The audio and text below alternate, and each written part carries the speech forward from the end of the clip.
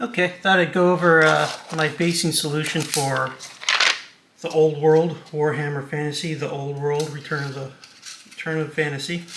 Um, as everybody probably knows, the 20mm bases, which was the backbone of most armies, is gone, and everything's up to 25mm. So what I've got, I've been putting my 3D printers to work. These ones, these guys here, I've actually had for a little while there. I printed these out for Oathmark, and they work okay. They work. They get you up to that 25mm,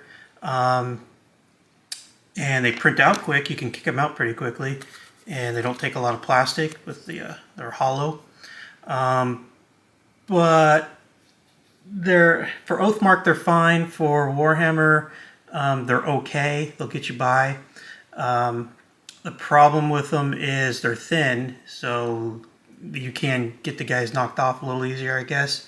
But more importantly, it's solid in between the bases, so it's hard to determine where the actual center is, especially if you have an area effect template over them. Might cause some contention on where one guy ends and the next one starts. And some of these I actually kind of played with a little bit. I put a solid base on the back, and I cut out little pieces. I have a roll of that magnet sheets, but it's like 20 years old, and the magnetism on it is dying out. So I did that to kind of make it so these guys will maybe hold on a little better, and that works. So they work okay. It works okay, and then I did a little texture on in between the bases. Guys right here are all, so that's what it looks like. Looks okay. But my concern is that lack of it's hard to tell where one guy will end and and the next will start. So I actually like this style better. And all these you can find on like free on 3D Cult and all those STL sites. I like this kind better. It's a little thicker, and it's got little valleys, little indentations between each square, and so it kind of mimics what the actual base would look like. And I think that's better for when you're using your area effect weapons and matching guys up to make sure they're aligned with one another. Kind of keep out the point of contention of where the area effect weapon, who's over and who's not, and that kind of thing. So this is really what I'm going with. Some of these, as you can see, I cut out some metal squares to put in there. I don't think that's really necessary on these bigger bases. Because they're really more like a movement tray. And get these guys out of the way. So these guys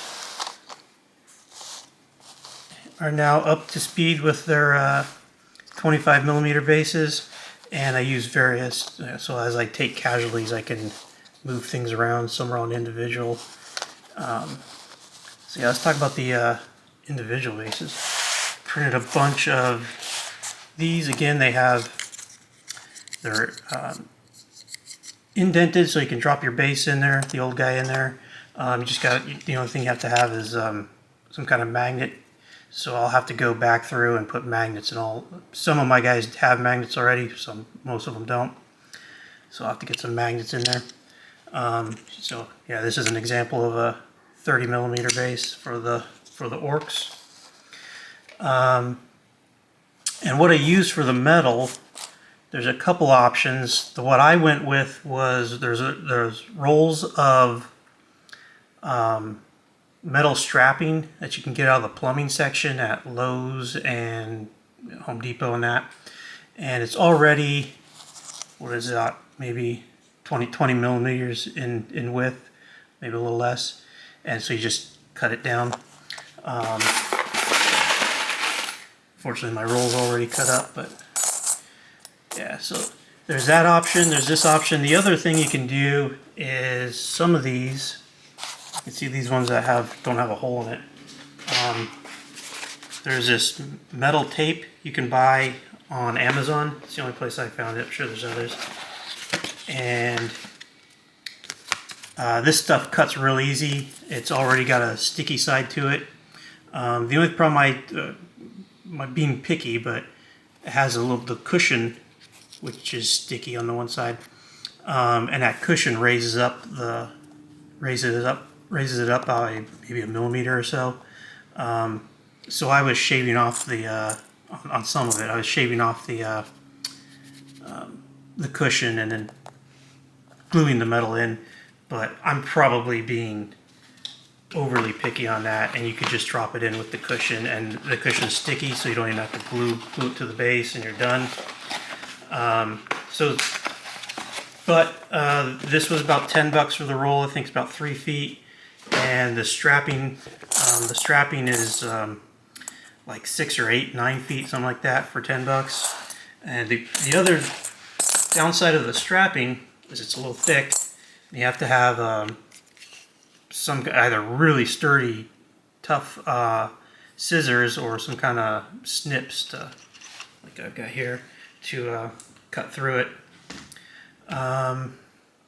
What else? You could also use, I've seen guys using the metal flashing that you find in the roofing sections usually. And that's what I traditionally use for my movement trays. But cutting out little tiny pieces of the flashing, that's a little too much. I think it's easier to just get the metal strapping. It's already the right width for you. You just need to cut it down to size. So yeah, that's what I got, and I've got them in the 30 millimeter and the 20 millimeter. So getting my orcs all based up and ready to go as well. Also have the cavalry, and I could have put the whole strip along, but I think just as long as you have it somewhat lined up with where the magnets are, there you go. So I got getting my cavalry and my Britannians ready for the new Warhammer. Yeah, that's it. Like I said, everything is, you can find all these STLs, all these bases, 25 millimeter, 30 millimeters. I found them all on 3D Cult, same with the sort of the movement tray type stuff. Yep, so that's what I'm going with. Thanks for looking.